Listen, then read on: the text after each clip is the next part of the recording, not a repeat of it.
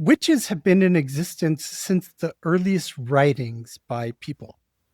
And you can look back at ancient Mesopotamia as far back as the third millennium BCE. So, in the third millennium BCE and into the second millennium BCE, witches were seen as normal folk. They were traditional healers and magical practitioners like cunning folk.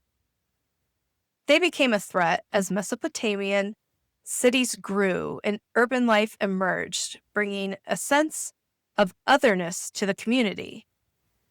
The problem shifted from doing evil to being evil, to being a witch. The witch was primarily understood as an illegitimate practitioner of magic, in contrast to the legitimate exorcists. Witches were often portrayed as women, though texts do show both male and female witches. You're probably noticing a lot of similar things to Mesopotamian witches as to witches later on in history. And you'll see these recurring themes as we go through this. Things like witches being women.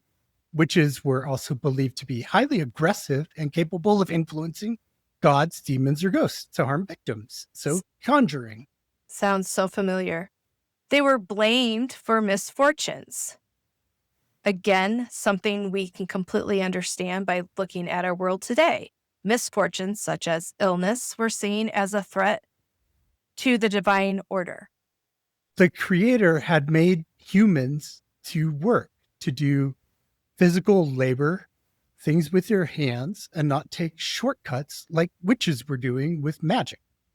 There was significant fear that a woman witch could take away power and the sense of being from men, particularly because personal gods were often deceased male relatives, and many faiths across all eras have ancestral saints and gods. In ancient Mesopotamia, accusations and punishment were often carried out by common folk, including river ordeals, where in this case, drowning signified guilt, not innocence, as we'll see later with the river ordeals. The punishment included practices of burning the witch to purify the victim, indicating the witch was an enemy of the state and inherently evil.